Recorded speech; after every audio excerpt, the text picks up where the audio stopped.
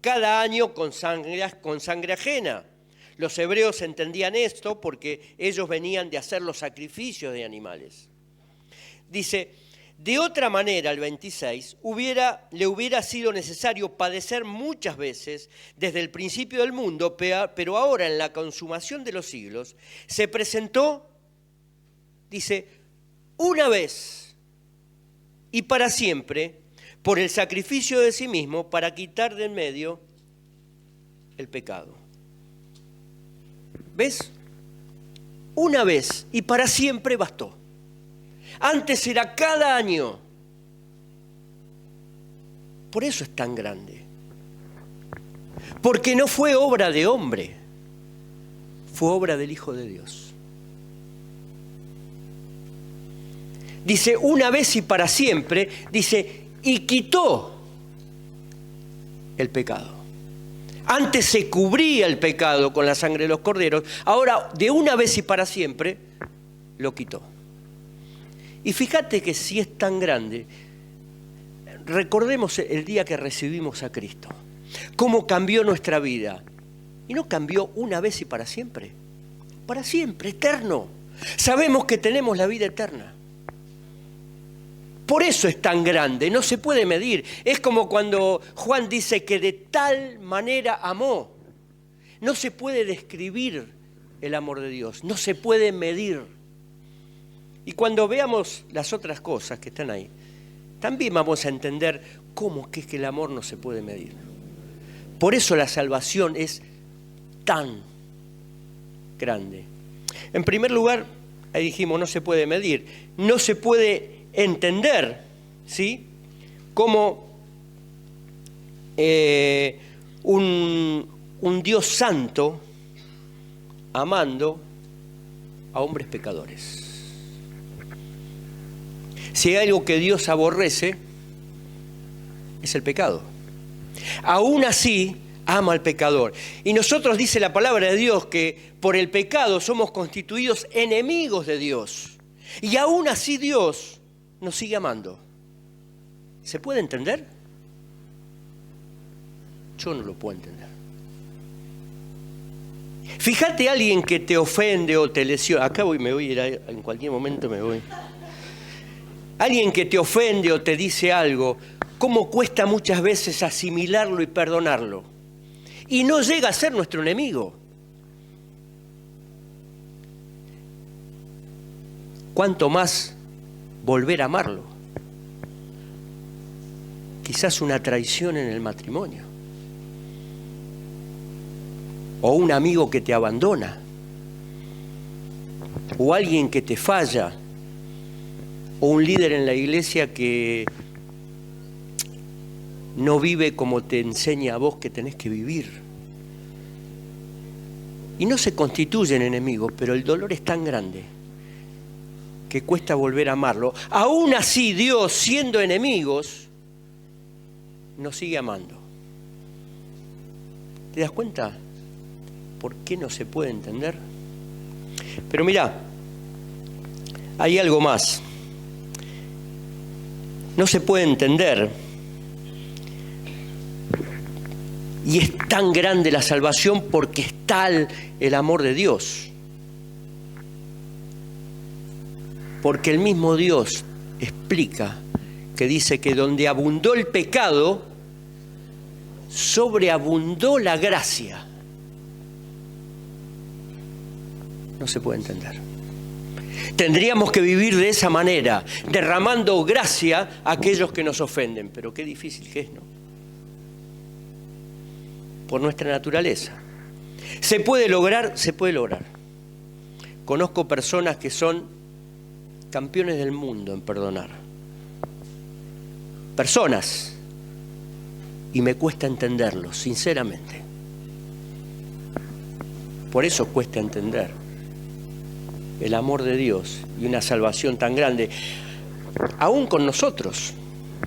Si estamos acá todavía, es porque la gracia sobreabunda, porque seguimos siendo pecadores. Y aún cuando pasa el tiempo, como pecadores y como cristianos y como líderes o como sea, empezamos a creer que nos merecemos lo que Dios nos da. Y si es gracia, no es merecimiento. Porque gracia es regalo. Y Dios sigue aplicando su gracia, movida por su misericordia, para que nosotros sigamos siendo luz. Por eso es tan grande la salvación. No se puede medir, no se puede entender. Y escúchate, no se puede explicar cómo tanto amor a pesar de tanto rechazo. Siempre digo, si me querés matar, recházame. O menos si querés, ignórame, me matás. No sé qué te pasa a vos. Pero el rechazo me duele en el alma. Que te ignoren, que es una forma de rechazo, es peor. ¿Cómo no se puede explicar tanto amor a pesar de tanto rechazo? ¿Te acordás de Judas? 3 años con el Señor. 3 años aprendiendo todas sus enseñanzas igual que los otros 11. Y sin embargo, con un beso lo entregó. Y fíjate el Señor que le dio oportunidad hasta último momento y encima le dijo, amigo, ¿a qué vienes? No dejó de considerarlo su amigo a pesar de la traición. Porque de tal manera amó Dios a Judas. Y de tal manera me amó Dios a mí. Por eso la salvación es tan grande. No se puede entender cómo... ¿Te acordás la entrada triunfal en Jerusalén? Venía el Señor en un pollino de asnas, o para que se entiendan, en un burrito. Y tiraban palmeras y la gente, todo el pueblo, Hosana el que viene en el nombre del Señor, Hosana al Hijo de David. Y 10 minutos después gritaban, crucifícale.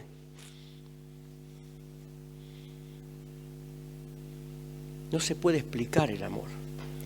Y más sabiendo lo que le iba a pasar.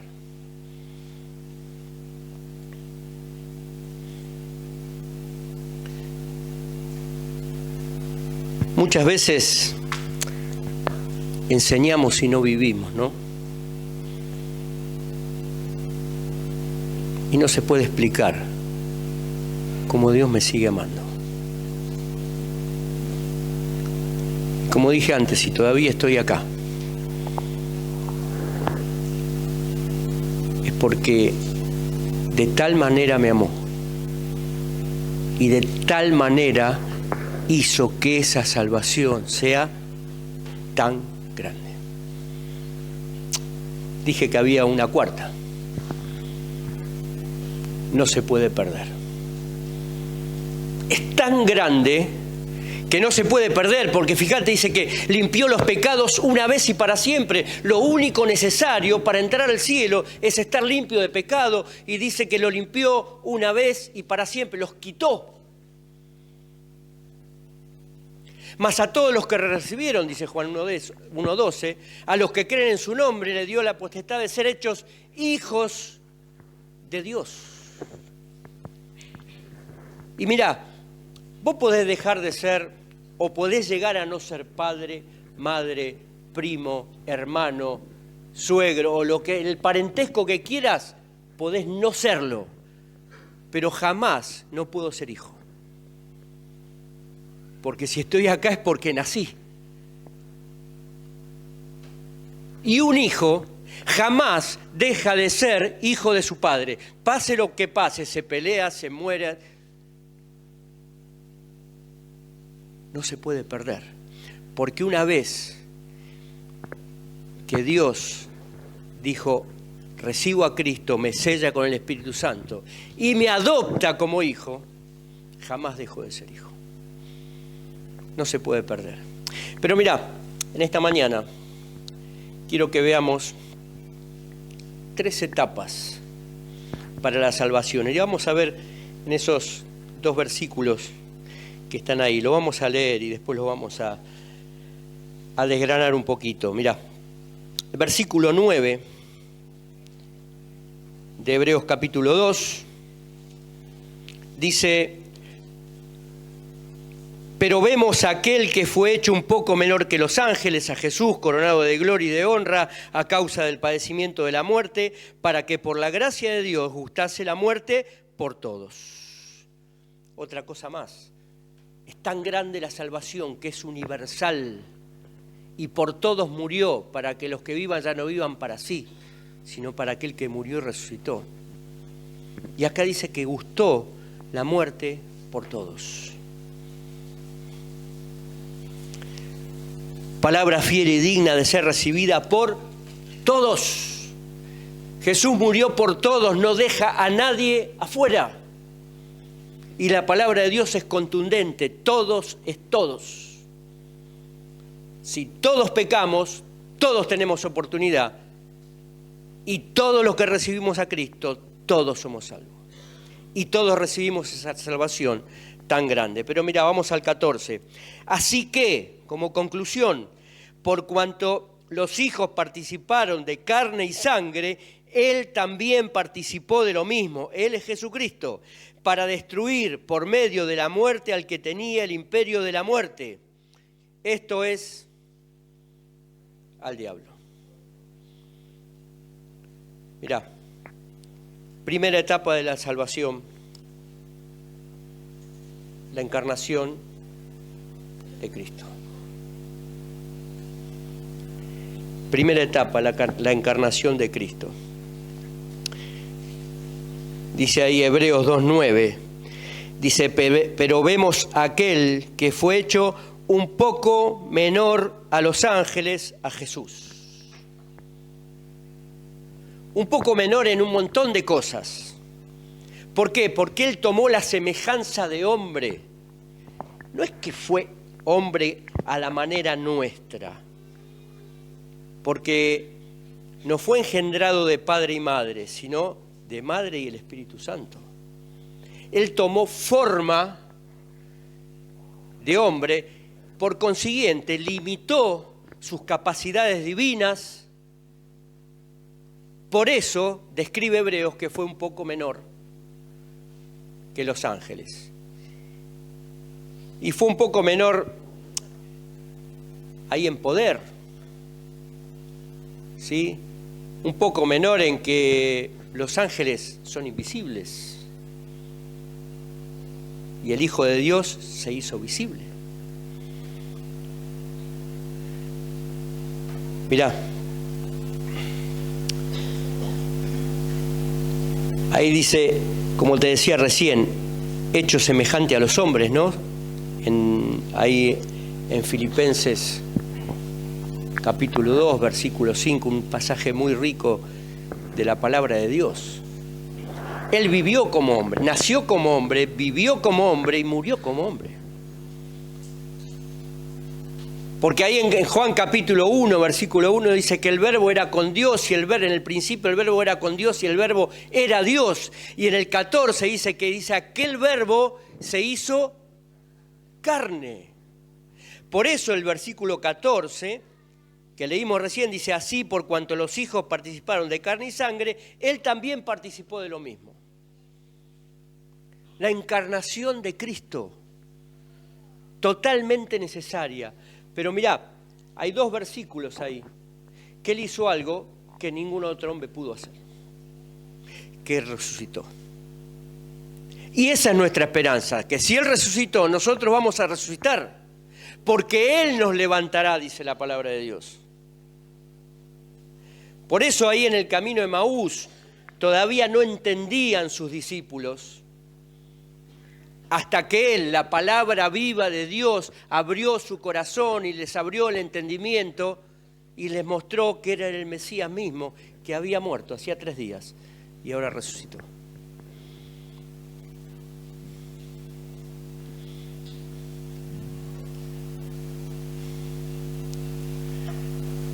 Mirá, no alcanzo a leer qué dice ahí. Para resucitar era necesario morir.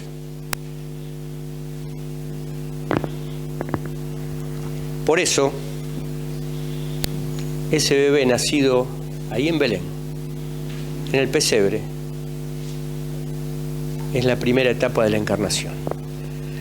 Porque si para resucitar era necesario morir, para morir era necesario nacer.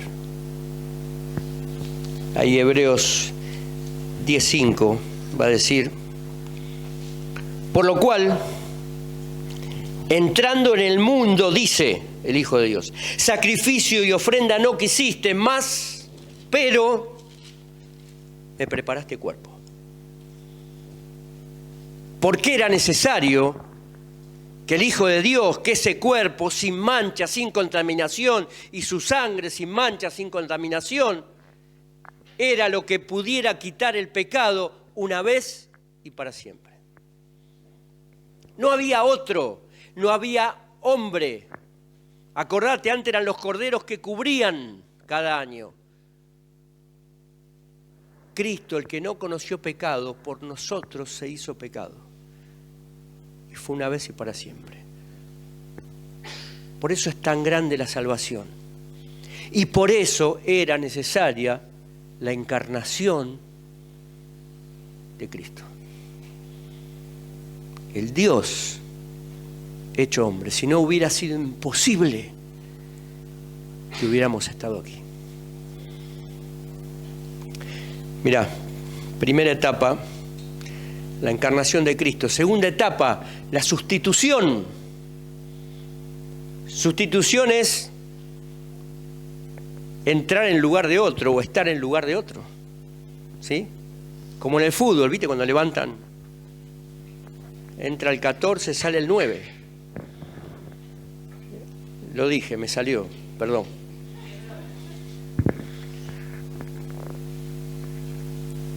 Entra uno en el lugar del otro a cumplir la misma función. Y la segunda etapa fue la sustitución. Ahí en la cruz, fíjate. A ver qué dice ahí que no leo. Él debió ocupar nuestro lugar en la cruz. Tenemos 2 machetes, ¿viste? Este y el PowerPoint es una guía que tenemos. Lo que no es bueno es la vista que tenemos, pero bueno. A ver qué dice ahí. Cristo se encargó para sustituirme. Porque yo tenía que haber estado ahí, en la cruz. Y fíjate, ahí en Efesios, en el versículo 9, dice: pero vemos a aquel que fue hecho un poco menor a los ángeles, a Jesús coronado de gloria y de honra, a causa del padecimiento de la muerte, para que por la gracia de Dios gustase la muerte por todos. ¿Cómo eso de gustase la muerte? Medio contradictorio, ¿no? ¿A alguno le gusta morir? Tenemos esperanza, pero por ahora déjame acá. Saber, mirá, esa palabra gustar implica tragar gustando o tragar saboreando. ¿Viste cuando algo no te gusta, qué haces? ¿Te acordás cuando, hoy no sé si existe todavía, ¿te acordás cuando estabas un poco constipado y venía tu vieja y te daba la leche de magnesia? Qué cosa fea que era eso. Y vos te la tragabas, ¿viste? No la saboreabas. ¿Alguien la saboreó? ¿Se cae rica la leche de magnesia? No. Ahora hay pastillitas y de todo. Están salvados los jóvenes, ¿no? Nosotros también. Pero él gustó algo feo, como es el sabor de la muerte. No se pudo tapar la nariz.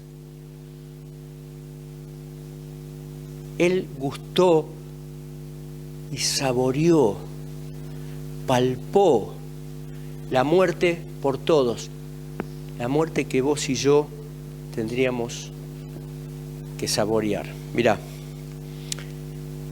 y no solo la muerte física, fueron horas saboreando la muerte, porque no gustó la muerte clavado en la cruz. Empezó mucho antes. Quizás empezó a saborear su muerte en la entrada triunfal en Jerusalén. Dice, esto me alaban y después me van a gritar, crucifícale. Empezó a saborear la muerte en Getsemaní, en la oración. Padre, pasa de mí esta copa. ¿Por qué? Porque él se veía en la cruz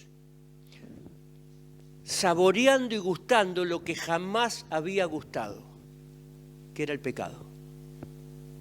Porque al que no conoció pecado, por nosotros hizo pecado. Y si es pesado llevar mi pecado, es pesado. Cuando pecas no te pesa. Si no te pesa, hay que evaluarse, ¿no? Si cuesta a veces llevar el peso de mi pecado, imagínate el pecado de toda la humanidad. Alguien que jamás, porque si hubiera ido por su pecado, hubiera ido, digamos, como el ladrón, dijo, y bueno, yo estoy acá justamente. Es justo porque pequé. Pero él no. Y estaba, no solamente porque iba a cargar el pecado, el tiempo que iba a estar en la cruz. Y estaba gustando eso, cargando el pecado, y el tiempo que iba a estar separado del Padre.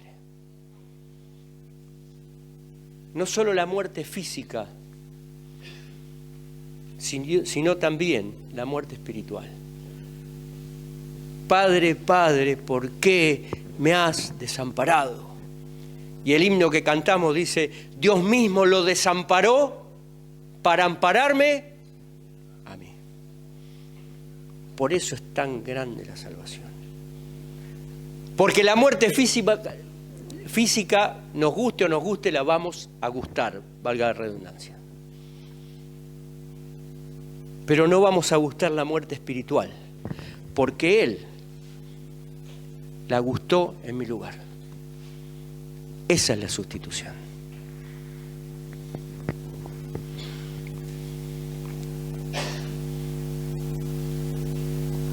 ¿Ves? La segunda etapa de una salvación tan grande es la sustitución. Y la tercera etapa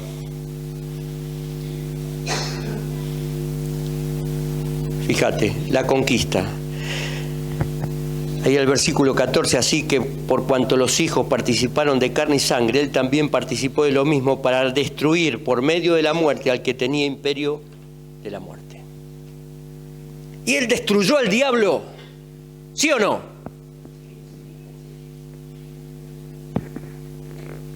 Sin embargo, el diablo está activo. Lo que pasa es que el concepto que tenemos nosotros de destruir no es el concepto que usa la palabra de Dios acá. Para nosotros destruir es romper todo y chau, no sirve más. Es como si yo agarrara esta copa, la tiro ahí, se hace 1000 pedazos, no sirve más la copa. Pero el hecho de destruir es es el de dejar inactivo en cuanto al poder de la muerte, es dejar inoperante en cuanto al poder de la muerte a Satanás. Ese es el concepto de destruir que habla acá la palabra de Dios, porque Satanás sigue estando activo y eso tenemos que tener cuidado. Sigue estando activo, mirá, con sus mentiras. Ahí Juan 8:44, Dice que él es mentiroso y padre de mentiras. Es el que le enseña a todos, porque él fue el primer mentiroso. Fue el que con mentiras hizo caer a Adán y Eva en el Edén. Y sigue con las mismas mentiras hoy, porque le funciona.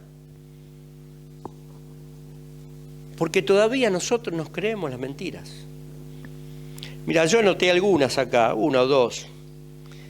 Y si reparto papelitos, juntamos así y cada uno pone mentiras del diablo, ¿no? Por ejemplo, rebajó el valor del matrimonio. ¿Sí o no? Casate, divorciate, probá antes, conviví. Si no te funciona, te casás con otro. Casate con uno del mismo sexo, está todo bien. Y a lo malo llaman bueno y a lo bueno llaman malo. Eso es engaño, que es de la otra forma que opera Satanás. Por ejemplo, yo no estoy acá, hoy a los chicos están en las escuelas la educación sexual integral, el ESI, y le dice, vos podés elegir tu sexo. ¿Viste? A ver, es algo del sentido común más que de cristiano, ¿no? Es decir, ¿cómo Dios se equivocó? ¿Dios se equivocó haciéndome hombre o haciendo mujer? ¿Que yo puedo elegir? ¿O puedo cambiar? Es en contra de Dios, ¿te das cuenta? Ah, no quiero ser más. El otro día mostraron por televisión, ¿no? Que se llamaba, no sé, Camila y ahora se llama Roberto. No era así, no era el nombre, pero más o menos.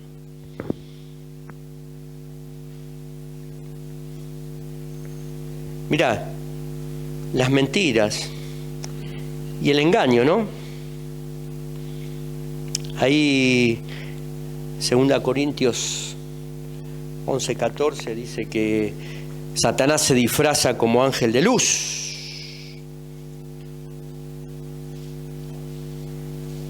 Parece, pero no es. Y lo parecido no es igual.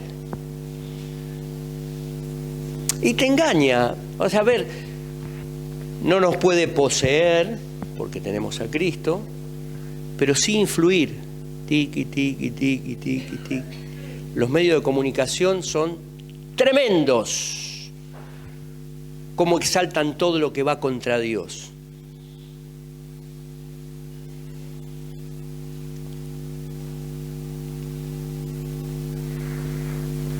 ¿Nunca pensaste, no es necesario venir a la iglesia los domingos? Lo pongo en YouTube y listo.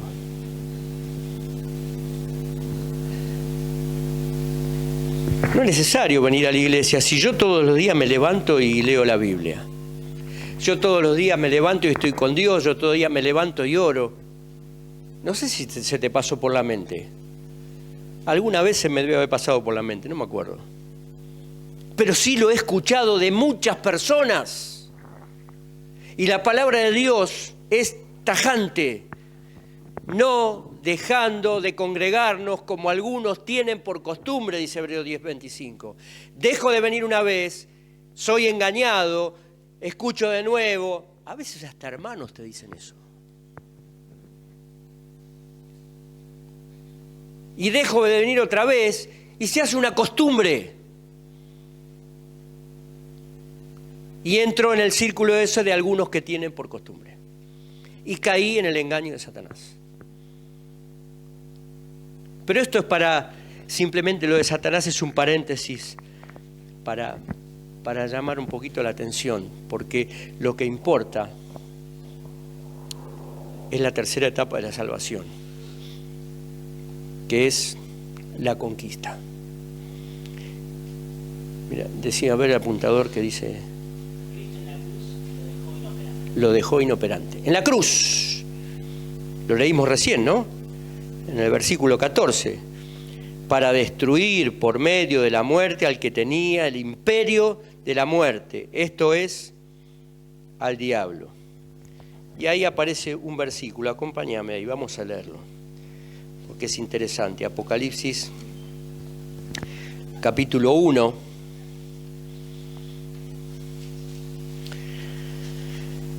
Ahí es cuando Juan es arrebatado y va a la presencia del Señor y Dios le da una visión. Y el versículo 17 dice, cuando le vi caí como muerto a sus pies. ¿Por qué? Porque reconoció que era Dios. Ante Dios era ante el único ser que debemos arrodillarnos, y que la gente se arrodillaba. Por eso cuando se arrodillaron adelante de Pedro dijo, no, pará, que yo soy igual que vos. Solo ante Dios arrodillate. A veces tenemos dioses que nos ponen de rodillas, ¿no? El fútbol, la familia, la televisión, el noticiero, tantas cosas. Y dejamos a Dios de estar en el primer lugar. Dice, pero cuando le vi caí como muerto a sus pies, y él puso su diestra sobre mí diciéndome, esto le encanta a mi esposa, no temas. Y esto es verdad. Le encantan los versículos de Isaías que dicen, no temas. Yo soy el primero y el último. Fíjate el 18, dice, y el que vivo y estuve muerto. El que nació, el que se encarnó, el que vivió como hombre, el que nació para morir, el que ocupó mi lugar en la sustitución, el que resucitó, mas he aquí que yo vivo por los siglos de los siglos. Amén. Y tengo las llaves de la muerte y el Hades, la conquista. ¿Sabés que en la antigüedad, cuando se iba a conquistar una ciudad, había que vencer al ejército, había que romper las puertas, había que entrar, vencer al ejército adentro, llegar hasta donde estaba el rey, sacarlo del trono y sentarse en su lugar y ponerse la corona. Pero faltaba un paso más, era tomar las llaves de la puerta de la ciudad, salir y mostrar las llaves en señal de victoria. Eso implicaba, cuando el conquistador llegaba y mostraba las llaves, implicaba que había conquistado la ciudad. Había derrotado al enemigo, sus fuerzas armadas, y había ocupado el lugar del rey. Satanás tenía el reinado de la muerte. Cristo lo conquistó. Dice, y ahora yo tengo las llaves de la muerte y el Hades. La conquista. A ver mi apuntador ahí. El poder de la muerte. Por eso la conquista fue la tercera etapa de una salvación tan grande.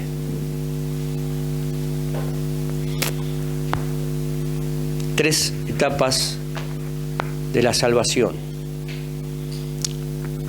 En primer lugar, la encarnación de Cristo nació para morir. Si no hubiera sido imposible. Sin el derramamiento de su sangre, hubiera sido imposible quitar una vez y para siempre todos mis pecados y los tuyos.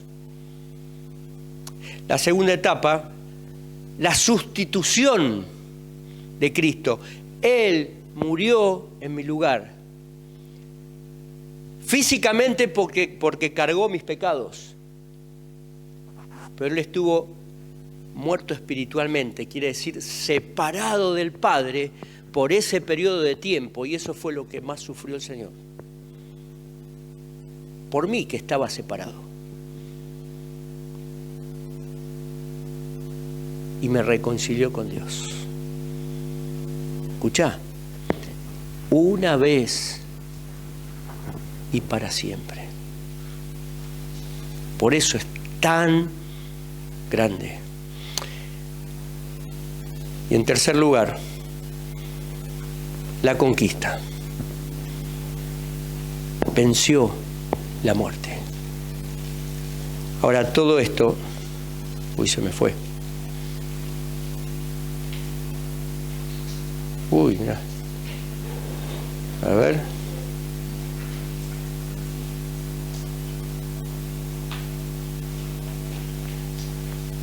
Es una más, nada más, falta una. A ver. ¿No? Bueno, no importa. Ahí en el cuarto cuadrante había una cruz. Porque todo esto hubiera sido imposible sin la cruz de Cristo.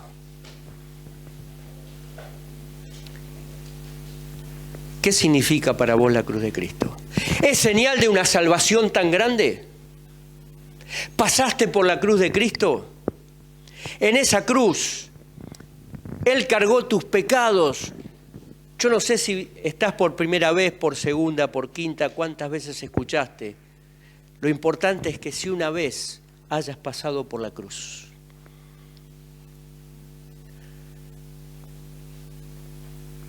Porque en esa cruz, el que no conoció pecado, por nosotros hizo pecado. Él cargó tu infidelidad y la mía, tus mentiras y la mía, tu pecado y el mío.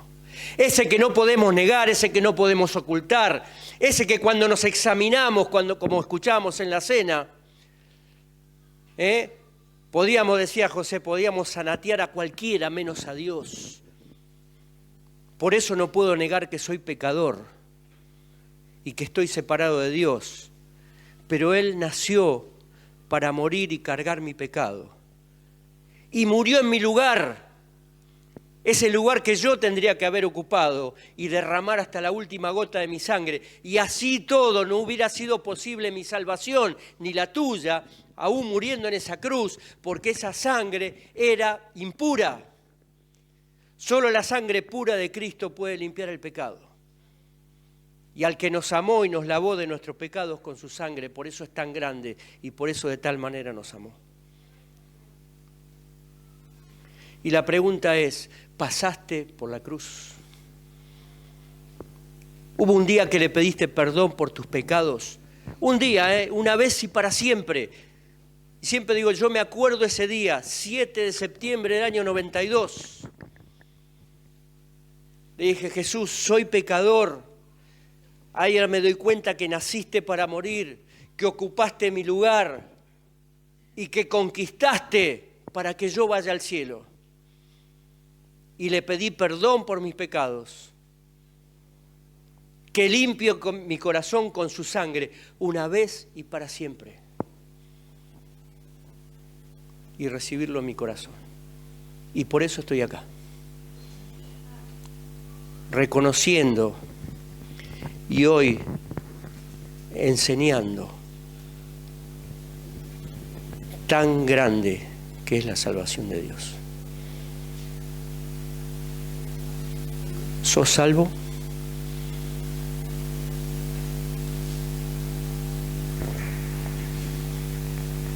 ¿Es tan grande la salvación para vos? ¿Le pediste a Cristo que entre en tu corazón? Quizás hoy sea el momento de que esa salvación tan grande, que es de muchos de los que estamos acá, sea tuya. Porque es tan grande que también abarca a todos, es universal, pero es personal.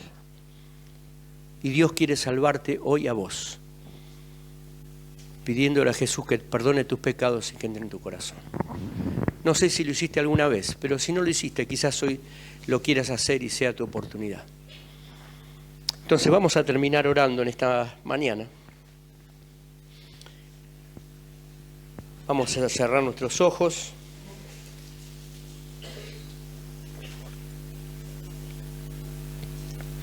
Y pensá, si nunca le pediste a aquel que nació para morir, a aquel que ocupó tu lugar y a aquel que conquistó la muerte, a Jesús, perdón por tus pecados y que limpie tus pecados con su sangre, lo puedes hacer esta mañana. Podés orar es hablar con Dios y decirle con tus palabras, yo te puedo ayudar, pero vos decirle como quieras, decirle: Jesús, soy pecador o pecadora. Decirle: perdóname, Jesús. No sabía que era tan grande la salvación. No sabía que era tan grande el sacrificio. Decirle: perdóname todos mis pecados. Decirle: Jesús, creo que moriste por mí. Decirle: Jesús, te recibo como mi Salvador personal. Límpiame una vez y para siempre. Y sálvame.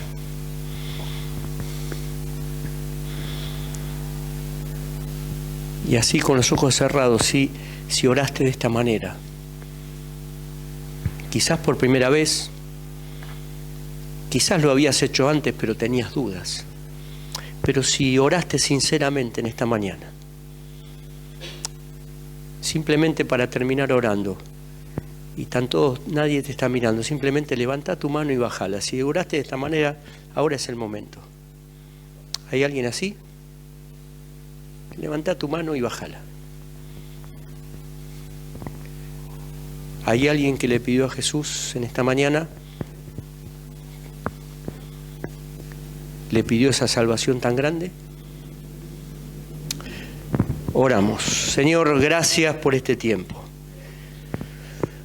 Señor, aún estudiando tu palabra, aún meditando en ella y aún viendo estas etapas de la salvación, aún así nos cuesta entender una salvación tan grande.